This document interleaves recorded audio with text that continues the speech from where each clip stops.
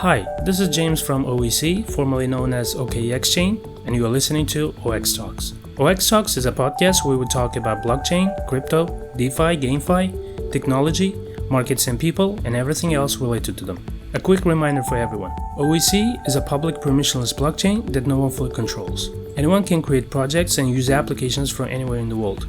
OKEx can neither control nor endorse any projects on OEC. OXTalks is produced for education purposes only, and this podcast is produced and distributed by OEC. What's going on, guys? Welcome to another episode of OXTalks by OEC. Today we have a very interesting discussion about democratic DAOs with Dominic from vEmpire DAO. But first, let's dig into some of the hottest news of the past week. Currently, 130 projects are launched on OEC ecosystem. Last week's star projects are Samurai GameFi and CryptoBlades GameFi. In the last 24 hours, the number of Samurai users has increased by over 1000%, and the transactions have increased by over 600%. Over the past 7 days, the number of CryptoBlades users have increased by 60%, and the transactions have increased by 150%. In addition, over the past week, Radio Kaka, a DAO operated by internet-native individuals all over the globe who share a single vision of building a brave new virtual world, is launched. At the moment of recording this podcast, OEC and Radio Kaka are running a marketing campaign to celebrate the launch of this project on OEC. More details can be found by going to the link given in the show notes. Cell ETF, a decentralized crypto assets management protocol that's supported by Consensus Cell Network, is also up and running on OEC. Over the past week, a few security breaches happened. On December 4th, PackShield, a blockchain security and audit company, raised an alarm on their Twitter about a possible compromised hot wallet that belongs to Bitmart. For those who don't know, Bitmart is a centralized exchange that was launched in March of 2015. Anyways, PackShield estimated that more than 40 assets on Ethereum and Binance chain were stolen, and the loss is around $200 million. The official announcement from Bitmart states that the affected ETH hot wallet and BSC hot wallet carries a small percentage of assets on Bitmart, and all of our other wallets are secure and unharmed. We are now conducting a thorough security review and will post updates as we progress. So what hackers did was that they exploited vulnerabilities in security system of the exchange, accessed the Ethereum and Binance chain hot wallets, moved tokens to other platforms quickly, exchanged them for Ethereum on a DEX called 1inch, and watched them on Tornado.cash website. On December 6, Bitmart updated that the company will be using its own funds to cover the incident and compensate affected users. Similarly, SNDEX exchange also got hacked on December 11th and lost about $77.7 million worth of tokens. Hackers exploited a bug in GUniRouter 02 by transferring funds from unknown users who have previously approved it for spending. The exchange said that only hot wallets were hacked and investigation was underway. The company stated if any user's funds are affected by the incident, they'll be covered completely by SNDEX. Reddit, an American social news aggregation, web content rating, and discussion website, revealed the firm's Community Points beta program, where Reddit users can own a piece of their community with custom tokens for subreddits. Community points are the first step towards a different future for online communities, Reddit's description of the new beta program notes. These tokens live on the blockchain, which means they are truly owned by the community. Over time, your community will benefit from even greater control and independence, on and off of Reddit. Reddit says the users can earn something valuable for all the hours they put into their community and unlock special features. Redditors can buy community features with community points, like special memberships and awards, and encourage better content and conversation, the company details. Furthermore, Redditors can use polls and systems to figure out the community points distribution process. In addition, Reddit says that people can own their reputation as the point system will be a measure of reputation in a certain community. In the subreddit, they're displayed next to usernames, so the biggest contributors stand out from the crowd. I myself use Reddit quite a lot, and I should say that some crypto and non-crypto related communities on Reddit will welcome Ethereum-based community points. However, the same thing cannot be said about r/Bitcoin community, as the subreddit bans the discussion of alternative crypto assets. It should be interesting to see how it develops. One of the world's biggest NFT marketplaces, OpenSea, received a backlash from NFT community when its CFO Brian Roberts hinted on company planning its IPO. In an interview given to Bloomberg, Brian said, when you have a company growing as fast as this one, you would be foolish not to think about going public. This caused an uproar from OpenSea's NFT community as they see a public listing of the platform as a sellout to large institutional investors. However, Brian tweeted on Wednesday saying, "Let me set the record straight. There is a big gap between thinking about what an IPO might eventually look like and actively planning one. We're not planning an IPO, and if we ever did, we would look to involve the community." Well, only time will tell if OpenSea will actually go along with IPO, and if it does, it may drive some users to other NFT marketplaces for trading. The Twitter account of Indian Prime Minister Narendra Modi was compromised on Saturday, and a tweet promoting a Bitcoin scam was posted. The tweet reads as, "India has officially adopted Bitcoin as a legal tender. The government officially bought 500 BTC and is distributing them all to residents in the country." The tweet had a link to a website promoting a Bitcoin giveaway scam. Soon the account was restored and the tweet was deleted. This is actually not the first time Narendra Modi's Twitter account was hacked. Last year in June and this year in September were two separate occasions. And honestly guys, people who handle his Twitter account should do a better job securing it. A note to our listeners, please be careful when you're investing in the crypto market. There are a lot of scams out there, and if something is too good to be true, then it probably is a scam. Do not give any personal or sensitive information to anyone, and do your own research properly. Alright, these are the top selected news brought to you by OEC. Now on to the next part right after a short break.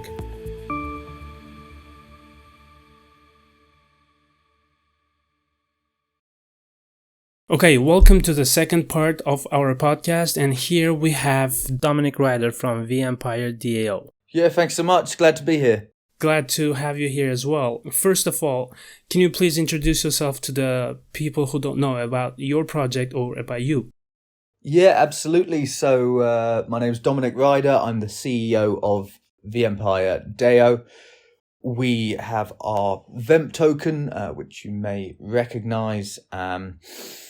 We are, in my opinion, the first layer 2 metaverse protocol. We are built around and encompass multiple metaverse projects by facilitating DeFi-esque staking pools of metaverse tokens and returning yields in both our token vEmp and also the token that they stake. So sort of yield aggregation of metaverse tokens. My background is traditional finance. I was a stockbroker, then wealth manager, and then in venture capital before starting vEmpire. So that's a broad overview of my background. Very nice. So you have a very solid background of financial aspects and how it works. That's really good. Now let's talk about your project. What's the mission of your project and why did you start vEmpire? So I'd say the mission and the what pushed me to start and move into creating my own protocol was just the sort of the move over and what I saw as some of the greed that I particularly witnessed in stockbroking, in particular in traditional finance, sort of moving into crypto where as before we just had a lot of maxis and people who cared about the original vision of decentralization, and it was turning more into rug pulls, scams, animal tokens, food-based swaps, just copy and paste jobs of previous stuff to try and jump in on the hype. So started to see that sort of greed coming into it, and also the corporatization and commoditization of users within the metaverse particularly, and it's just becoming a haven of advertising in Decentraland and everything like that. So I wanted to create vEmpire to try and restore a bit of balance to the metaverse and sort of bring back the original ethos of decentralization and try and keep everything as it was originally intended. Nice. And you mentioned that vEmpire is the first ever layer 2 metaverse protocol. So let's dig deeper into that. Yeah. As I mentioned, we facilitate the staking of these metaverse tokens onto our platform. So at present, we have AXS, Axie Infinity's token, where we have scholars sort of playing the game to return yields in AXS and SLP. So that's a triple yield aggregator because you've got Vemp, SLP, and also AXS.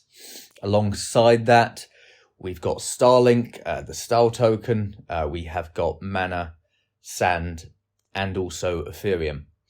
So all of these are incentivized by our emission schedule, just like a DeFi protocol, where we release Vemp at 1.5 per block to each pool. We then use the tokens that have been staked. As I say, with Axie pool, we will employ scholars to play the game and return funds that way. And with Sand and Mana, we'll use those funds in order to purchase land in these respective metaverses, monetize them, and then return yield back in Sand and Mana, as well as the Vemp. So the key, aspect of our protocol is the fact that we have something very rare, which is that we can be flexible, dynamic, and go wherever the latest trend is and wherever the latest movements are within GameFi and the metaverse. We are already cross-chain with yourselves, with OEC, BSC, as well as our original on Ethereum. So as and when metaverses, develop fully onto other chains, at present almost all of the mega cap ones are currently on Ethereum, then we can add staking pools at will. We can add the next biggest thing. One of the best examples is Starlink. They only launched their token a month before us, but we added them very quickly, and they're now our most popular pool. We own almost 20% of Starlink's metaverse assets, and we're the largest token holder, our staking pool. So really, we have something very, very unique, and that's why we can't be shoehorned into, being GameFi, being metaverse, or being DeFi, because we are a breed of all three. So this is where the most exciting part of vEmpire is the fact that we are, for once this year, we're not just another copy and paste job or a fork, but we've improved on this one aspect. There is no competitor doing what we are doing like for like at present. That's really good to hear. As I was researching your project, I was reading your white paper, and then there is a mention that the Empire's invasion of Decentraland. So could you elaborate on that? Yeah, so in regards to our staking pools, I think I made it quite clear in the white paper that we don't necessarily agree with the corporatization and some of the partners that especially the major metaverses seem to be leaning towards. It seems very, very sort of big name, just popular stuff in terms of who they're partnering with, sort of the corporates that they get in. It just seems very plastic, if you know what I mean by that. So we are invading some of these so-called decentralized metaverses, and we are settling in those that share our ethos, like Starlink is extremely decentralized, Axie as well. I get on very well with Jeff, the co-founder, Jeff Sterling. So yeah, where we have, Decentraland and Sandbox, we wanted to almost test them. So there is no reason that in a decentralized metaverse, we cannot obviously allow the staking onto our platform of their token, and then use those tokens staked in order to purchase land and continuously purchase land and invade the protocol. If they are truly decentralized, then they cannot stop us from continuously purchasing land until, if we got to the stage where we conquered Decentraland, we bought every single parcel. So that is a true decentralization, is that we are sort of testing them. We're poking the bear, poking the beast to see if they will crack. If they do, if then they stop us from carrying on and sort of invading and buying more and more land, then they prove us right. The fact that they, they aren't decentralized.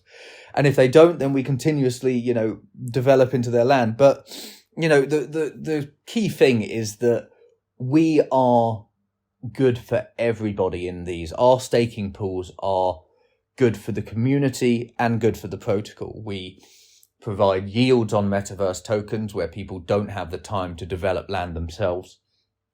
We also, we actually develop the land. One of Decentraland's common complaints is the fact that people buy land as an investment, but they don't actually develop on it, which leaves just empty plots in Decentraland, which isn't what they want at all. So we are actually developing on these worlds, and we want to be, providing experiences to users, not just a land baron sort of, flipping, renting, etc. So we help the protocol by having staking of their token onto our platform, which obviously reduces readily available circulation of the token.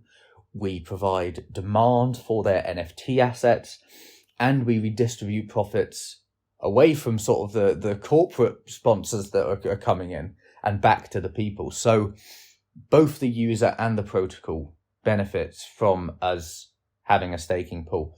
It's just whether they realize that. Obviously, the language of Invading is a little aggressive, but our intentions there are good, and our benefits are for both protocol and user. Got it. So, as you were saying, you have purchased and you continue to purchase lands in those, let's say, Decentraland or in the sandbox. And you said that you want to improve it and use it, and you want to use those lands instead of, as you said, just putting it there and then not using it at all. Would you give some examples of what you have done with the lands that you have purchased? Yeah, absolutely. So if you log onto our YouTube channel, you can see some of the developments that we've made.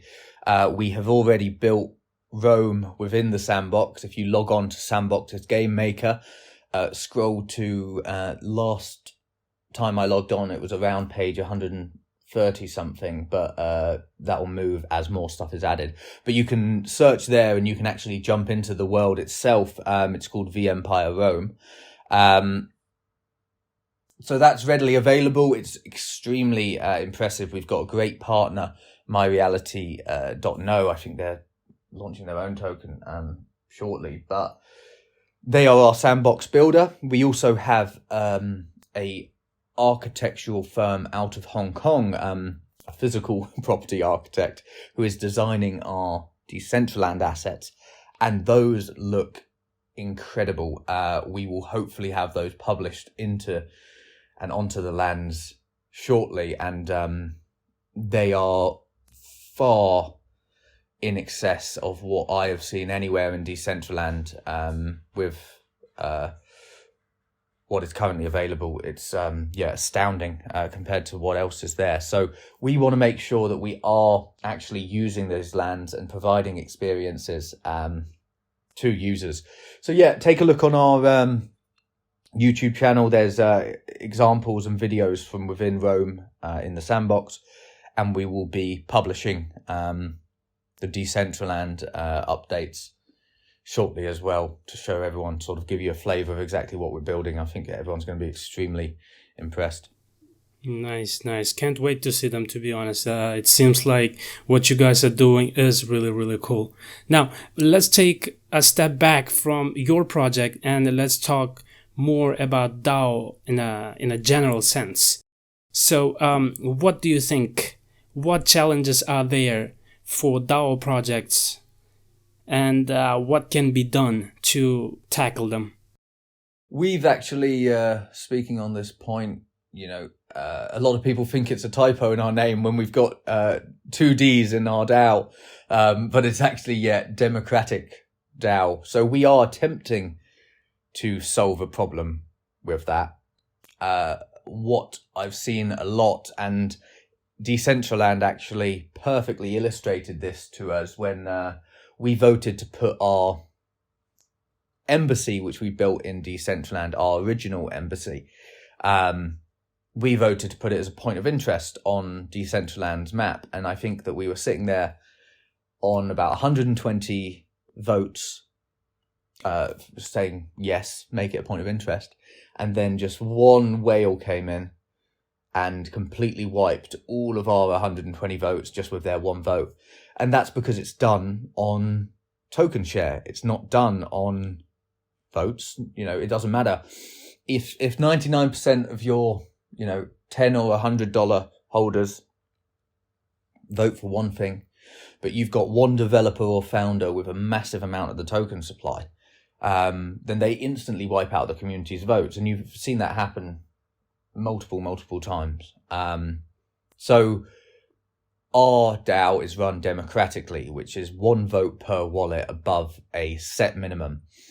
We would have it as 0, but as we know, bots are very much a problem in crypto. So you can't have no limit at all, because it just means that you'll get tons of fake wallets created. So we set the minimum at 10,000 USD, which it will price some people out, but we believe that one vote per wallet above that minimum solves the problem of people attempting to bot and sway votes unorganically, but it also allows the community to have a fair say. There's no evidence for my decisions being better than any of the community. There's no evidence to suggest our developers' decisions will be better than the community, or that people with more money make better decisions than anyone with less money. So why do we have it as a vote share within DAOs? I think it's just, people have decided that, oh, well, that's how shareholder capital works, let's apply it here. But we all know, DAOs were made to be different. Otherwise, we'd just set everything up as another corporate with shareholder capital again and vote share that way. So we want to do it differently and experiment with that. So I don't see any reason it can be done. The only reason that's ever been given to me is the one about cyber attacks, which is what I said about, tons of wallets being created to try and sway the vote. But with a set minimum of 10,000, it's A, extremely expensive for them to try, and B, it's pretty obvious if you suddenly get, 100, 200, 500 new holders with 10,000. So that's how we're going to try and solve that problem, because I think it is the limitation of DAOs at the moment is the fact that, when is giving people with the most money the ability to run something ever worked out in the real world? Why would we do it in the virtual? Yeah, absolutely. It doesn't really make sense when, as you said, like 99% of the people who have the less stakes voting on one thing and saying yes, whereas another one was the huge amount of stake saying no and then washing everything out and, canceling everything away. Just doesn't make sense. Simply not fair. So I would say, of course, this is a huge challenge for you guys, for any DAO projects, I would say. And what you have given as a solution makes sense, makes a very good sense. I'm impressed, to be honest. And let's talk about the future. So we know, and we have, a lot of people have talked about DAOs and their role in Metaverse in the future. But what is your vision of DAO's role in the real world in the future? What do you think? I think it's going to depend a lot on legislation, unfortunately, in terms of, the recognition of DAOs. I believe it's the way that, the world is going. It's just, governments will either go kicking and screaming into the future or they can back it themselves. So, I mean, it'll work in the same way, really, that, for example, if somebody doesn't want to set up a corporate in a certain country, they'll set it up in another, British Virgin Islands, Panama, Cayman Islands, all of these places where, it's where people set up a company if there are restrictions in the company that they live in.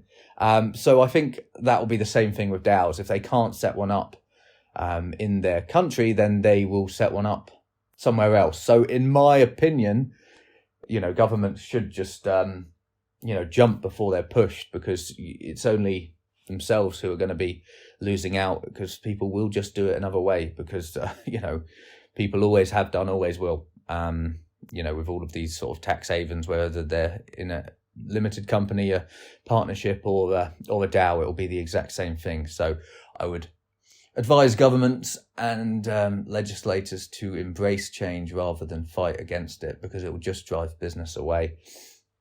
I do believe it is the future, but as I say, at the moment, if DAOs are done and run in the same way as, you know, shareholder capital, with the problem with sort of token holders and vote share, then I just think it's such a big drawback, really. So I just don't think it's decentralized enough. DAOs, yeah, you know, you do have implementation of decisions via code. You know, it takes out the human aspect of it. But until the problem is solved of vote share, it's only as decentralized as the top token holder wants, in my opinion. You know, it's especially if you do have supply where it isn't equally distributed at all, you know, where you've got a token holder that might be over, you know, 5%, 10%. I mean, it's, yeah, okay if you got sort of, you know, let's sub 1% everywhere. But yeah, I think that the biggest Achilles heel right now of DAOs in the future is the way that the voting and the weight and vote share is worked on. But if that can be solved, which is one thing that we're trying to do, and you know, we encourage other people to find an even better solution than what we've done, because, you know, we are just the first to try and, you know, develop and evolve the DAO, but encourage everybody else to try and find another solution, because in order for us to succeed in the mission of DAOs and decentralization, I think that is a problem that needs to be solved. You know, I'm not saying that we have the correct and 100% polished version, but, you know, I think that there needs to be development in this area. So definitely encourage other people to try their own thing. You know, we just want to be a standard to uphold and to show people there can be another way. But if there is something better, then there is something better, and we're all for that. But, you know, we encourage, you know, innovation in this space. Excellent. Very good. Thank you so much for introducing your project and giving your thoughts on DAOs and the future. Unfortunately, we don't have enough time to talk more about this, and that's why I just want to say thanks for taking the time, Dominic, and I really wish you guys good luck in invading Decentraland. Thank you. Don't forget the others. We'll go for them too. But, you know, thanks. It's been a really good chat. To learn more about vEmpire DAO, check out the show notes of this episode. Thanks for listening. Stay safe.